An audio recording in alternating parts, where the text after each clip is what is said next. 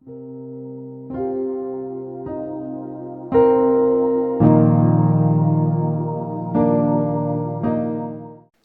amada iglesia, os invito a abrir la Biblia en Génesis capítulo 2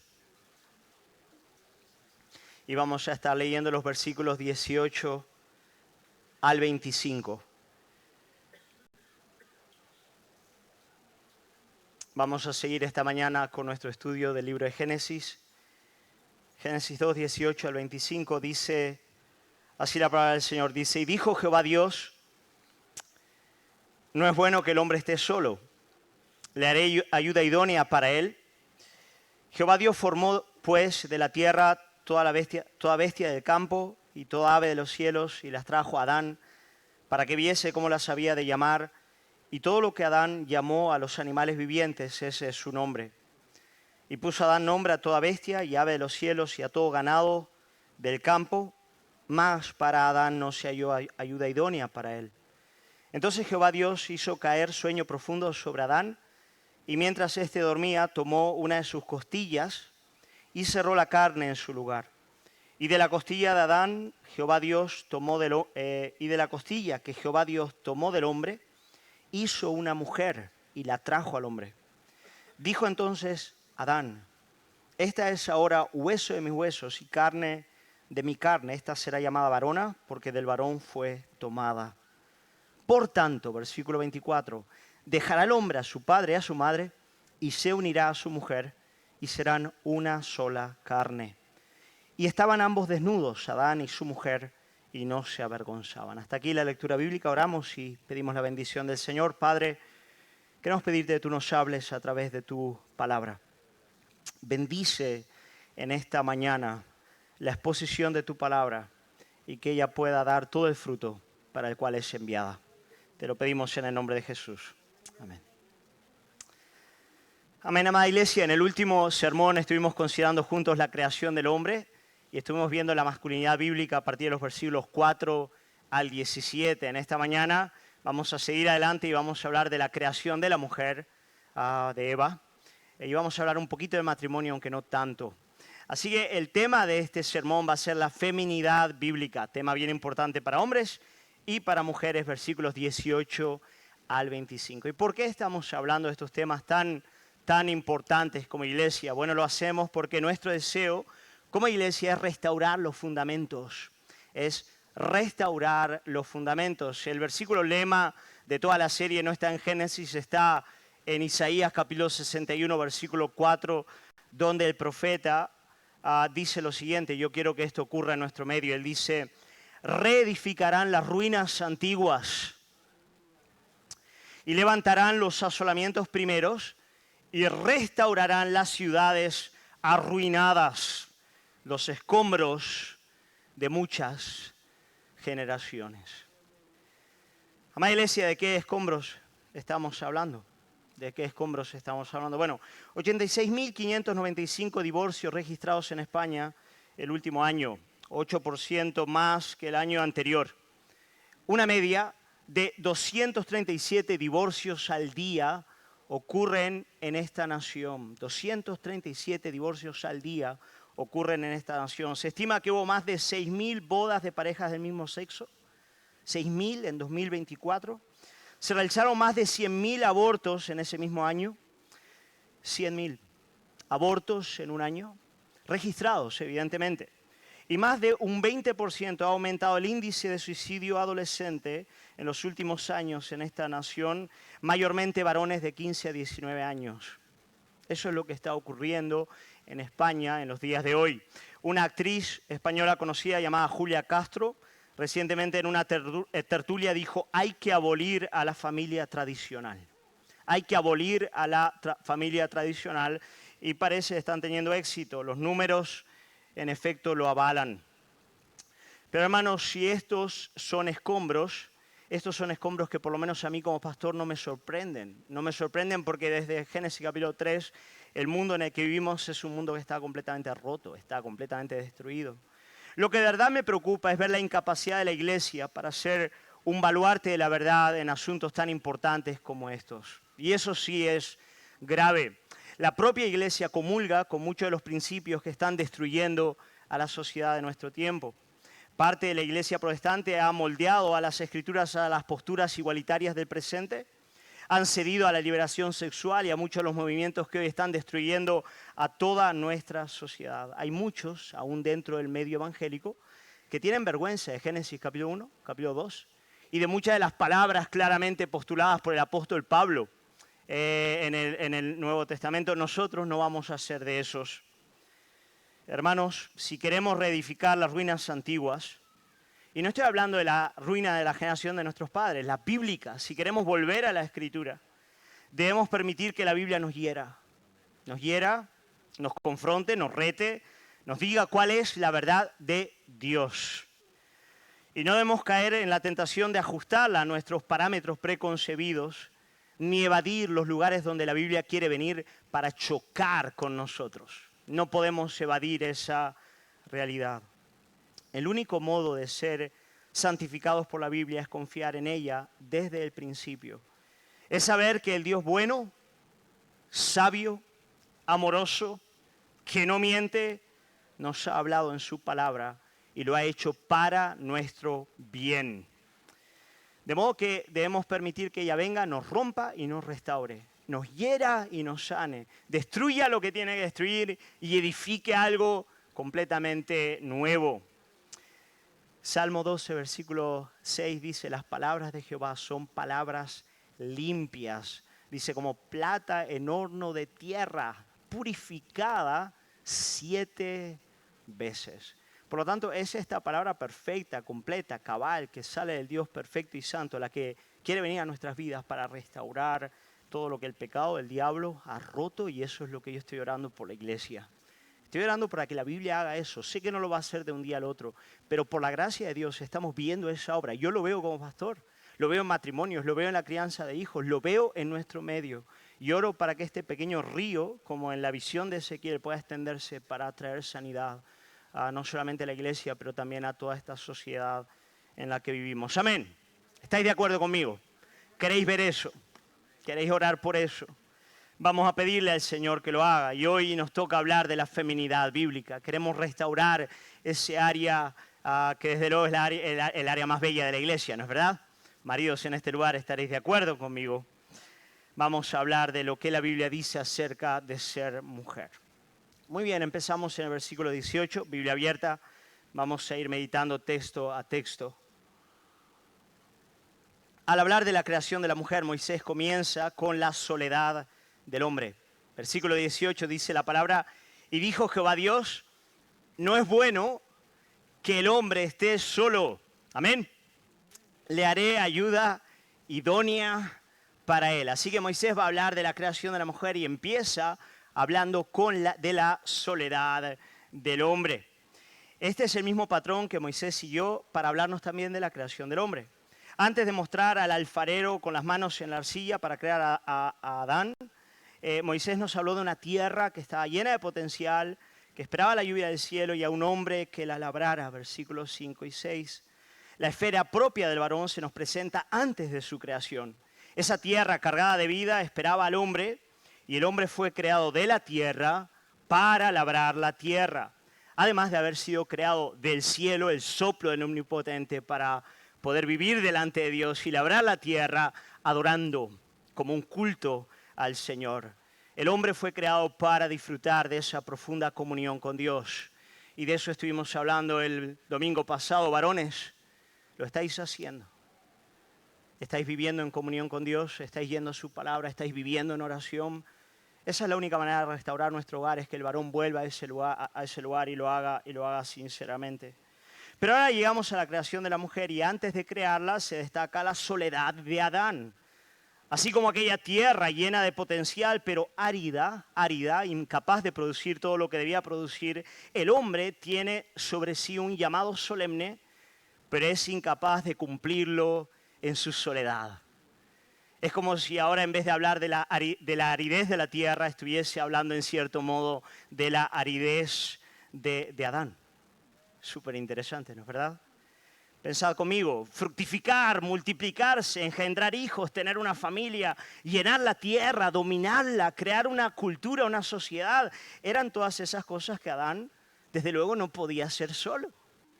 Él no podía producir todo aquello para lo cual Dios le había llamado. Capítulo 1, versículo 28.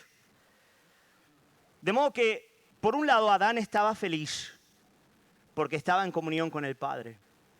Pero Adán no estaba pleno, no estaba completo. No podía fluir en todo aquello para lo cual Dios le había creado.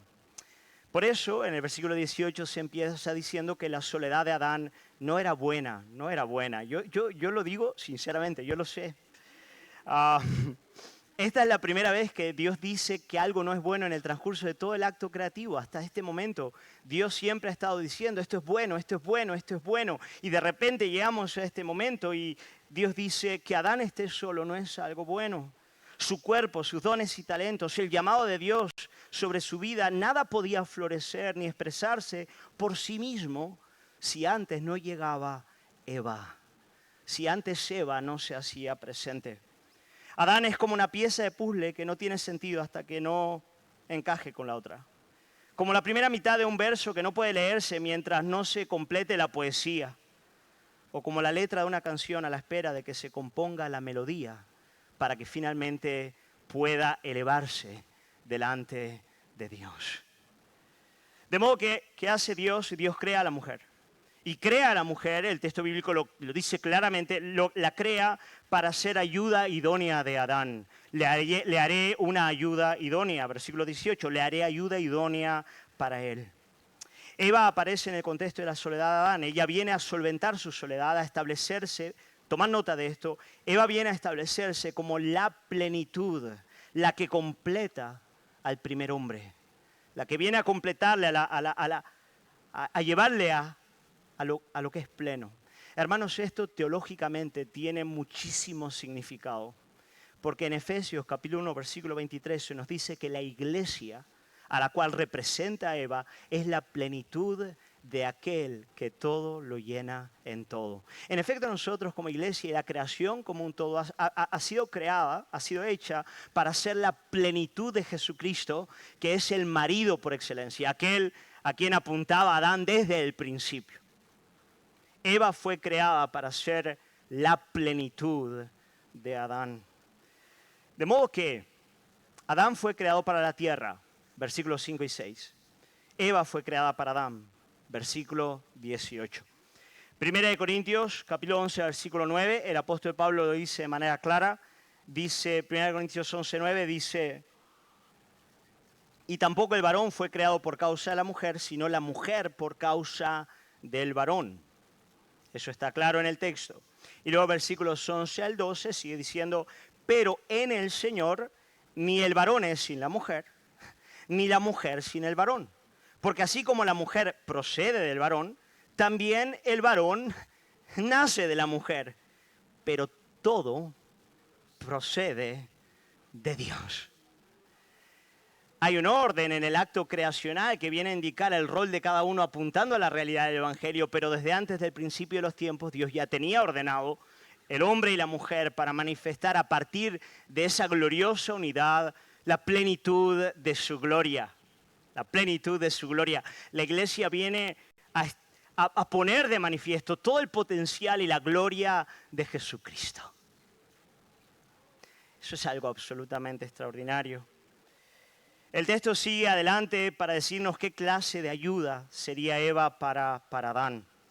¿Qué clase de ayuda sería Eva para Adán? Versículos 19 al 20 leemos que Dios trajo a Adán todos los animales terrestres que había formado del polvo de la tierra, igual que Adán. Adán y los animales fueron creados del polvo de la tierra.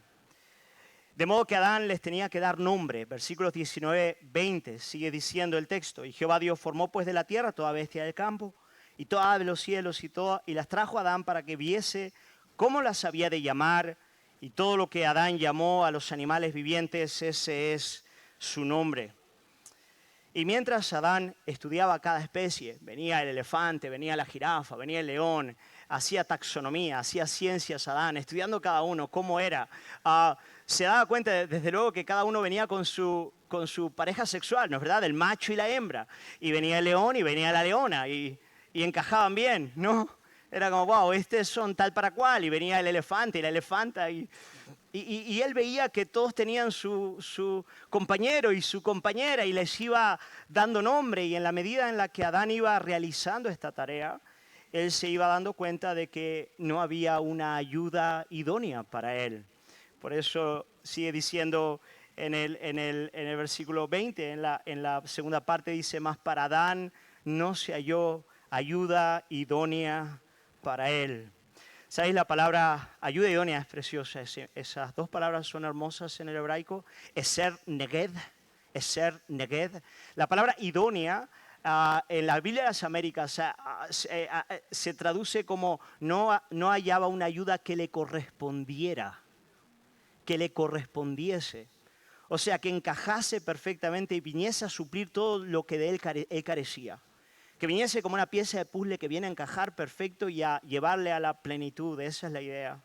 Y Adán se daba cuenta de que en toda la creación hasta ese momento no había nada que pudiese venir a suplirle de esa manera. De modo que Adán se iba dando cuenta de lo que él necesitaba no era una mascota. Lo que él necesitaba no era un robot. Y esto lo digo con toda propiedad, Adán no necesitaba un robot, ni con inteligencia artificial. Adán no necesitaba una herramienta, no necesitaba otro hombre que viniese a ser un varoncito que caminase con él y fuese su amiguito. Dios estaba preparando al hombre para regalarle, para entregarle, para darle a la mujer. Para darle a esa hermana que sería igual a él, pero diferente. De su misma naturaleza, pero a la vez muy distinta de él. La otra pieza del puzzle, el fin del verso. La melodía que llenaría la letra de la canción y haría que finalmente el cuadro y la imagen fuese perfecta.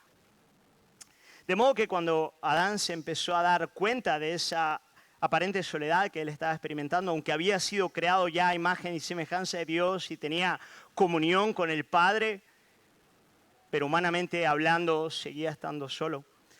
El texto sigue diciendo que Dios trajo un profundo sueño a Adán, versículo 21. Le trae un profundo sueño. Algunos dicen que es la primera vez que vemos la anestesia operando en la historia humana, pero aquí solamente se nos dice, claro, iba a ocurrir una operación ahora. Pero el asunto es que Adán duerme, y Adán duerme para que se sepa que en el acto de creación de la mujer, Adán no tiene ninguna participación. En efecto, tan profundo es eso que él no tiene participación ni activa ni pasiva. Él ni lo ve, porque lo que va a ocurrir ahora es un misterio.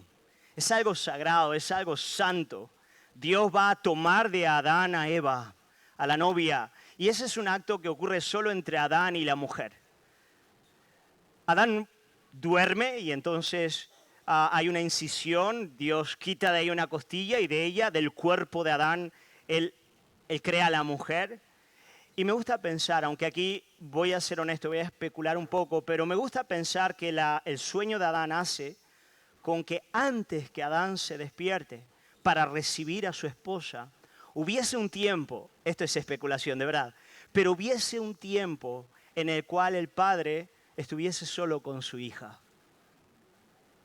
Solamente, Adán estaba dormido y antes de entregarla en matrimonio, papá tiene un tiempo con ella. Hermanos, yo calculo un tiempo de 40 años antes de entregar a mis 3 niñas. Aviso a navegantes, van a ser yo antes de despertar a Adán, voy a tardar unos 40 años con cada una y a partir de ahí despierto a Adán, sí lo despierto. Menos mal que el Padre no es como yo, ¿no? El Padre Celestial lo despertó. Pero hay ese trato especial y singular que Dios tiene con la mujer, tomándola de un modo tan misterioso y tan santo del hombre. Pero la clave aquí es ver cómo la mujer fue formada del hombre. Versículo 22 dice, y de la costilla que Jehová Dios tomó del hombre, hizo una mujer. Ahora bien, ¿por qué la costilla? No tengo idea. No lo sé y no voy a especular. Lo que sí es cierto es que Dios hace a la mujer de algo profundo del hombre, de su esqueleto, de una parte esencial de la formación del hombre. Eva fue tomada del cuerpo de Adán, de una parte esencial de su esqueleto, la costilla. Adán fue tomado del polvo de la tierra, al igual que los animales terrestres. Creo que eso explica muchas cosas referentes al hombre, pero no voy a entrar en ellas. Eva fue tomada del cuerpo de Adán, para que se sepa que Eva es de su misma naturaleza. Ella comparte la imago Dei, ella comparte con él la misma naturaleza, valor, dignidad y gloria del varón. No tenéis ni idea de lo radical que fue este principio cristiano cuando se predicó por primera vez en el mundo pagano, donde la mujer no era poco más que una cosa, que un objeto del hombre. Y de repente, cuando la Biblia se predica en esa realidad y deja ver claramente que ella es de una misma naturaleza, de un mismo valor y dignidad que el ser humano, eso es algo que el varón, eso es algo absolutamente radical. Ella es de su misma naturaleza y fue creada del varón para ser una sola carne con él, para unirse con él en matrimonio y establecer una misma carne. De modo que el principio teológico es claro. Este modo de crear a la mujer mantiene por un lado la unidad entre ambos y al mismo tiempo establece la diferencia. Ella es igual al varón, pero al mismo tiempo es muy distinta que él. Por eso Adán, al ver a la mujer, versículo 23, al ver a la mujer, es la primera vez que Adán habla en toda la narración. Hasta ahora Adán no había dicho nada. Bueno, seguramente había hablado con Dios, pero no tenemos registros en la Biblia de Adán hablando. Y la primera vez que Adán habla, por cierto, Adán tiene que hablar con su mujer. Amén. ¿Entendéis o no? O sea, la primera vez que Adán habla es con su esposa. Adán habla con Eva. Debe ser un hombre comunicativo. Y la primera vez que Adán habla lo hace para prorrumpir en un poema romántico. En un poema romántico. Versículo 23 dice, hablando, viendo a Eva, mirando a Eva, le dice, esto es ahora hueso de mis huesos y carne de mi carne. En otras palabras, Adán está proclamando la unidad perfecta, el valor común, la dignidad única y singular que ahora él estaba viendo en esa mujer. Él estaba viendo a alguien que compartía un cuerpo afín al suyo, que encajaba perfectamente, pero mucho más que eso. Él estaba viendo en los ojos de ella un alma, un espíritu. Alguien que había sido creado a imagen y semejanza de Dios y así como él había recibido de lo alto el soplo divino, de modo que finalmente la soledad de Adán había sido plenamente solventada. Él tenía delante de él a una amiga, a una compañera, a una hermana. Él tenía delante de él a una esposa.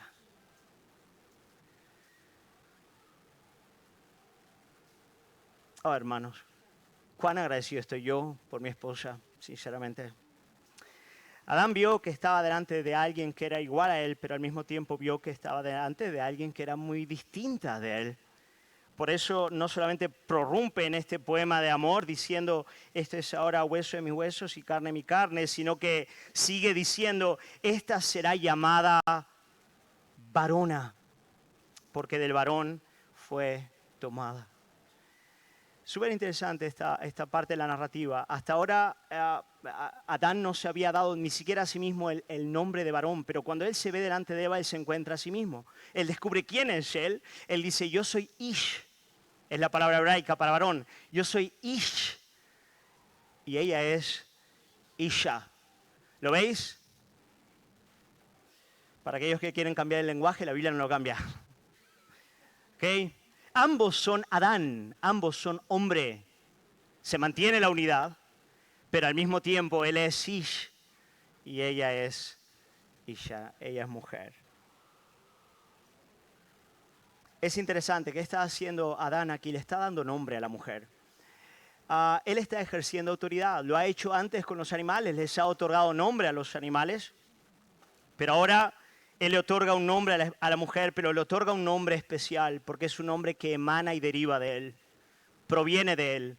Él es Ish y ella es Isha, por lo tanto hay un mismo nombre que ambos comparten. Hermanos, repito, Adán reconoció que estaba ante aquella que era hueso de sus huesos y carne de su carne. Él vio el soplo divino en sus ojos, la perfecta armonía de sus cuerpos, y supo al instante que estaba delante de alguien que compartía y tenía la misma dignidad, valor y gloria que él mismo portaba. Por eso cuando él la ve, él expresa su compromiso pactual, ese canto de amor. Ella es hueso de mis huesos y carne de mi carne. Algunos teólogos ven en este canto de amor el compromiso pactual que se hace en el matrimonio, como si en ese momento Adán estuviese diciéndole a Eva, sí quiero,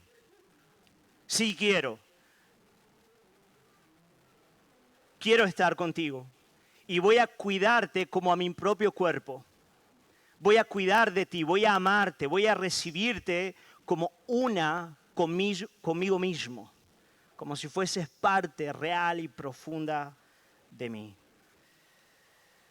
Aunque hoy hablo a las mujeres, no puedo dejar de preguntarle a los casados que están en este lugar, si mostráis amor para con vuestras esposas, si sois cariñosos con ellas. ¿Sabéis? Una de las claves para el matrimonio y para que el matrimonio pueda realmente progresar es que el hombre de verdad sea un hombre cariñoso con su esposa. Hermanos, caricias nunca hay de más. Caricias todos los días. ¿Cuántas? Muchísimas. ¿Cuándo? El tiempo entero. Hermanos, palabras de amor, palabras de afecto, que salgan de vuestra boca. Tú puedes decir, ya, es que ella ya lo sabe que la amo. No, tú díselo.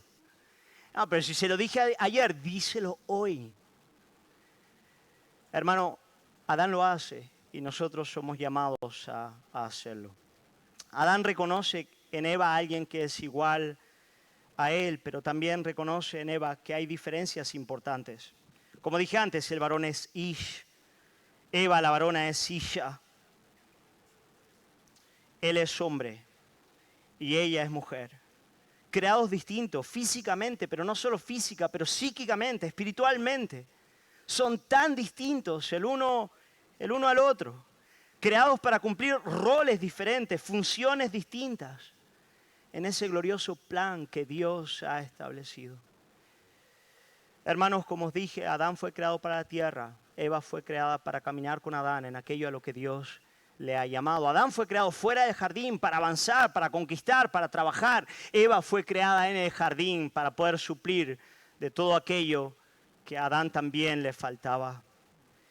Y sabéis, tal vez uno de los mayores desafíos que tenemos o que tenéis mujeres cristianas en los tiempos de hoy es vivir en una sociedad que desprecia hasta la saciedad todo aquello que es propio de la mujer.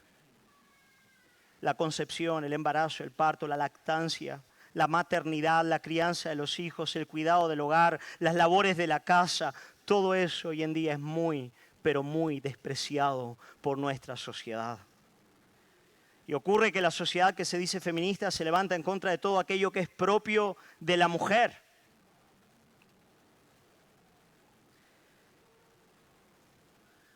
Esta es una sociedad que hace que las mujeres se parezcan cada vez más a los hombres. Su modo de hablar, de vestir, sus trabajos, sus ambiciones. El igualitarismo está destruyendo todo aquello que es propio, que es hermoso y que es glorioso de la feminidad. Por eso, es necesario que las mujeres cristianas reconozcan la esfera para la que Dios las ha creado. Si la esfera propia del hombre es labrar el campo, la esfera propia de la mujer es la formación del hogar. Ella fue dotada de la capacidad de engendrar vida, de nutrirla y de crear ese ambiente en el que se preparan a las generaciones venideras. Y quiero haceros una pregunta. ¿No hay mayor honra y gloria que esa? Oh, hermanos, me dan ganas de... Hermanos, cuando la esposa se dedica con determinación a criar a sus hijos y a formar un hogar, ella está ejerciendo dominio. Ella está ejerciendo poder, autoridad. Ella está venciendo para la gloria de Dios. Hermanos, ¿qué implica ser ayuda idónea para una mujer casada? ¿Qué implica ser ayuda idónea para una mujer casada? Para la mujer casada, ser ayuda idónea implica poner a disposición de su marido y del Señor y de su hogar todos los dones y talentos que Dios le ha dado, toda su energía para el cumplimiento del fin que Dios le ha dado y le ha llamado a su esposo. Sabráis, el domingo pasado cuando hablé del varón y os conté que mi esposa vino y me preguntó cuál es el plan de Dios para nuestras vidas, hacia dónde vamos. Y os dije, yo como varón tengo la solemne responsabilidad de darle una respuesta y de decirle, este es el camino, esposa, por aquí vamos. Bueno, ¿cuál es la tarea de ella? La tarea de ella es disponibilizar todo aquello que Dios ha puesto en sus manos para que juntos podamos cumplir aquello a lo que Dios nos ha llamado. Hermanos, eso es ser ayuda idónea, ¿sí o no? Eso es ser ayuda idónea. Hoy en día te encuentras con matrimonios que no son matrimonio. En realidad el hombre y la mujer viven como hombres. Bueno, a veces son dos hombres literalmente, ¿no es verdad? Aunque viven bajo el mismo techo, cada uno tiene sus propios proyectos y busca su propio fin. Y aunque a veces coordinan sus planes con un fin comúnmente egoísta, siguen siendo dos entes sueltos e individuales que comparten un mismo techo y a veces tristemente lo hacen además con hijos de por medio. Hermanos, esto no es matrimonio. Esta no es la familia bíblica. En la familia bíblica hay un hombre con una visión, una tierra que debe ser cultivada y hay una mujer que viene a su lado para ser ayuda idónea. Este es el modelo que Dios ha establecido en las Escrituras. Vamos a apretar un poco. ¿Significa eso que la mujer casada no puede trabajar fuera del hogar? Esa es una buena pregunta, ¿no es verdad? ¿Significa que ella no puede trabajar fuera de casa? Bueno, sí y no. Si cuando lo hace por la necesidad del hogar, cuando las circunstancias del hogar demandan que trabaje en el campo, entonces está bien que lo haga. La mujer de Proverbios capítulo 31 hace muchas tareas fuera del hogar, pero las hace visando el bienestar de su casa. Pero si la esposa tiene la posibilidad de permanecer en el hogar, especialmente en la etapa de la crianza de hijos pequeños, hace mejor en hacerlo. Porque una esposa que abrace como su trabajo la crianza de sus hijos y el cuidado de su hogar es una bomba nuclear. Es una potencia para la gloria de Dios, para el avance del reino y para el bien de la humanidad. Pero claro, quedan pocas de esas, hermano. Yo alabo al Señor porque en esta iglesia hay varias que lo hacen. Para mí, sois heroínas. Yo doy gloria al Señor por cada una. Sí, trabajar está bien, pero siempre y cuando el hogar esté bien establecido y bien cuidado. Hermanos, ¿esto quiere decir que el hombre no debe ayudar en la casa? Claro que no. Por favor. El hombre debe colaborar con las labores del hogar. Claro que sí, él está en el jardín con ella. Pero debe colaborar en las labores del hogar como esposo y no como esposa. En las últimas generaciones los padres se han volcado más al cuidado de la casa, a la crianza de los hijos, y eso es bueno. Pero a veces no lo hacen como padres, lo hacen como madres. Y eso es malo. ¿Sabéis? Son muchas las ocasiones en las que el marido se va a tener que quitar la toalla, tomar el lebrillo para lavarle los pies a la esposa, a los hijos, cambiar pañales, fregar los platos y todo lo demás. Es propio del marido cristiano trabajar en todas las labores del hogar y espero, varones, que lo estéis haciendo. Pero lo cierto es que lo más importante es que el hombre jamás claudique del mayor acto de amor y servicio que le debe a su familia, que es el de ser cabeza del hogar. El tener que tomar las decisiones difíciles, trabajar para proveer a los suyos, corregir, educar, instruir y defender su casa contra el enemigo. Y esa es la esfera propia del varón. ¿Sabéis? Vivimos en una sociedad que está tan distante del modelo divino que hablar de estas cosas parece hablar de otro mundo, ¿sí o no? Parece hablar, y no solamente eso, yo soy francamente, yo soy consciente de que estoy diciendo muchas cosas de que tal vez a algunos hasta les chirría, pero lo que yo os ruego, sinceramente, si sois cristianos, es que miréis la Biblia. que veáis lo que dice y que le podáis creer a Dios.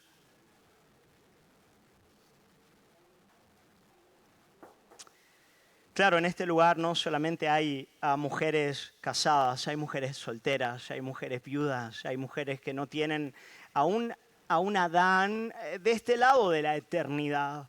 Y tal vez algunas os podéis estar preguntando, ¿y para nosotras, pastor, qué significa ser ayuda idónea? ¿Yo soy menos mujer por no tener a un Adán? Claro que no. Sabes, para ti y para todas las mujeres casadas y solteras, ser ayuda idónea es servir a aquel de quien Adán es una pequeña sombra.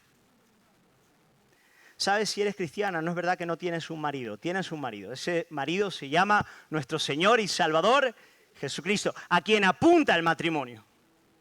De modo que tú como mujer representas lo que todos nosotros representamos como iglesia.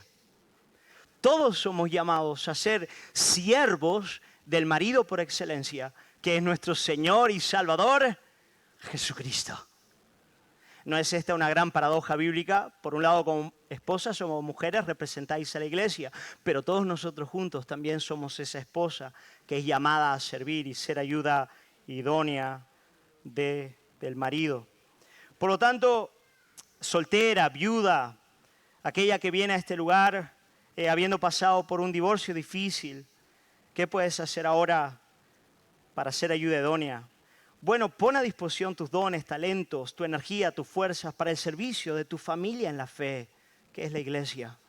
Sirve en ese lugar y entrega todo aquello que Dios te ha dado para ver florecer esta tierra. Dios puso en la iglesia pastores, ancianos, ante los que puedes disponibilizar tus dones para servir a aquella que es tu familia en la fe. Eso se aplica a mujeres que son solteras, pero también al varón. El varón puede ser Adán dentro de la iglesia, cuando es columna, cuando cuida, cuando protege, cuando ministra a aquellas que son sus hermanas también a su alrededor. La mujer fue creada como ayuda idónea. Y en el versículo 24 y 25 vemos que entonces Dios establece el matrimonio. Versículo 24 dice, por tanto dejará el hombre a su padre y a su madre y se unirá a su mujer y serán una sola carne. Versículo 25, y estaban ambos desnudos, Adán y su mujer, y no se avergonzaban. Nuestro texto termina con la institución del matrimonio. El varón deja la participación legal con el núcleo familiar anterior, dejará a su padre y a su madre para unirse a su mujer y crear con ella un nuevo núcleo familiar, un nuevo hogar. Y el texto nos dice que ellos se unen en una sola carne. Evidentemente, la primera imagen que nos viene a la mente es la que nos debe venir y es el acto sexual. Es evidente. Dios crea al hombre y a la mujer con cuerpos distintos que han sido perfectamente diseñados y desarrollados para un acto sexual profundo que involucra el pacto matrimonial. Sabéis, hay algunos que consideran que el acto sexual es algo secundario, que no es importante. Sabes, toda familia se establece a partir de un lecho marital. Voy a decir algo que puede sonrojar a algunos, pero en el centro de un hogar hay un acto sexual. Hay un varón que se une físicamente a su esposa y que cada vez que lo hace le está diciendo, yo soy tuyo, tú eres mía. Yo te soy fiel, tú me eres fiel. Y juntos estamos edificando un hogar.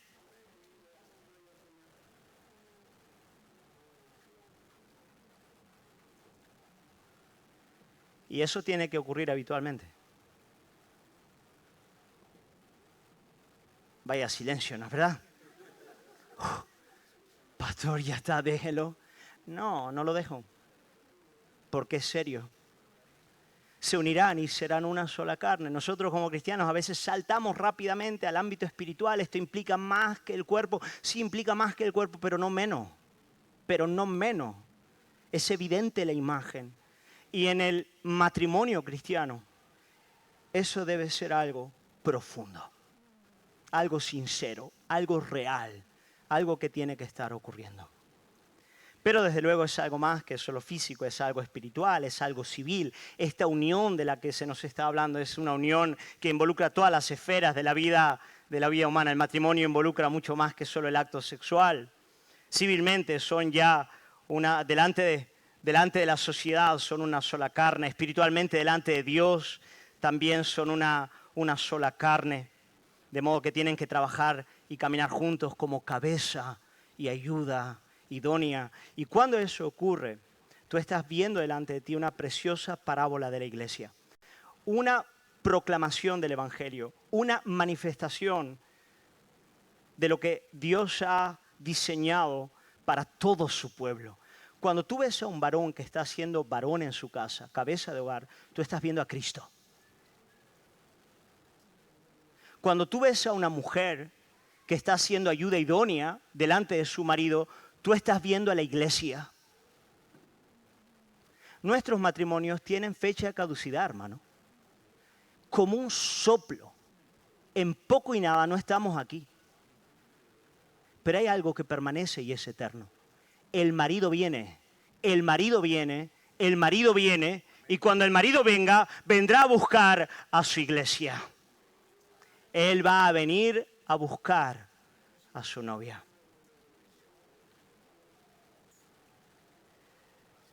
Y lo que Él nos llama como iglesia es a poder representar ese glorioso diseño de Cristo.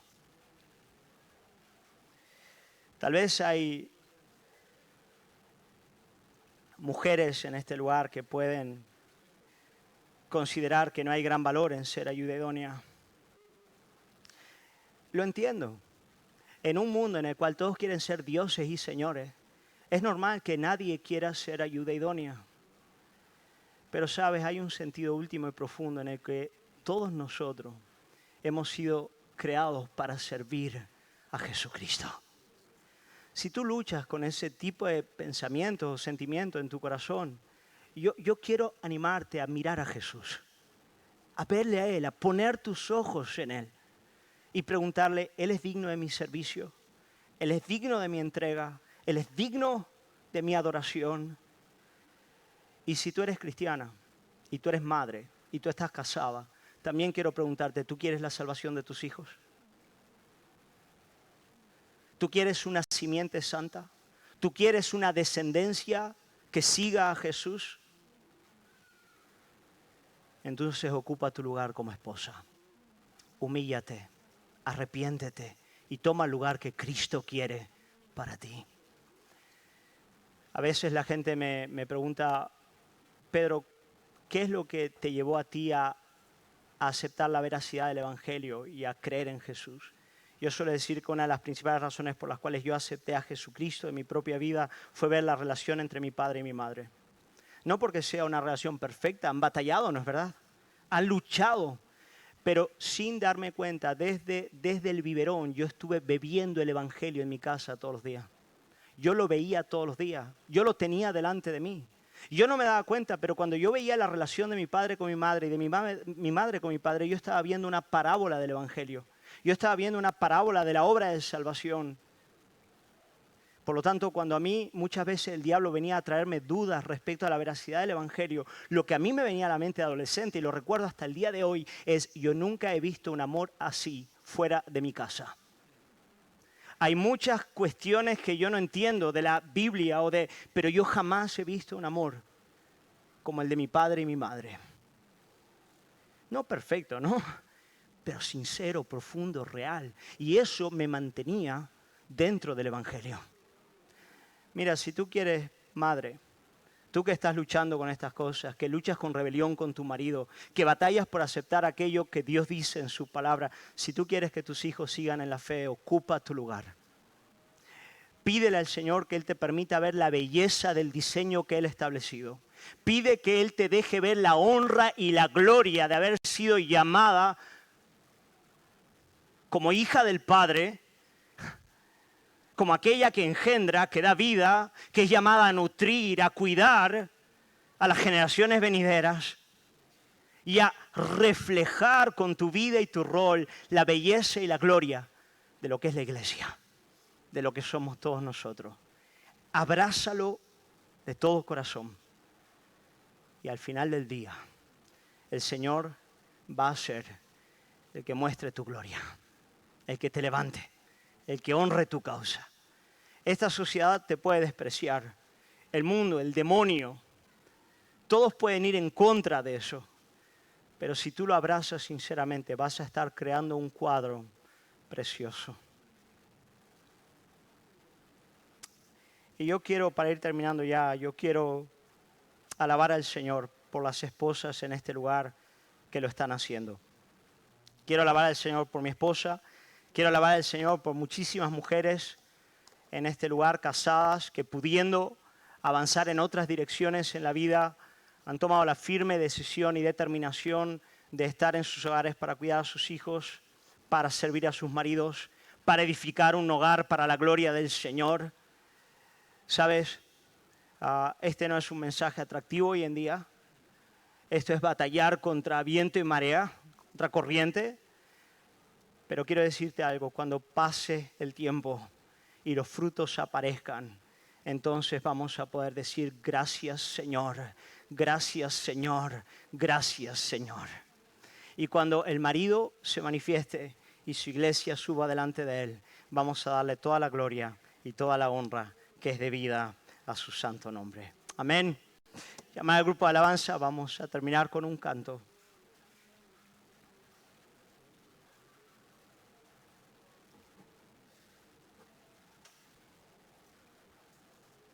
Y vamos a orar.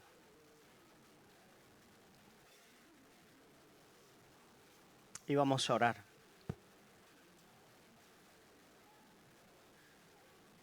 Aleluya, Señor. Aleluya. Gloria a tu nombre, Padre.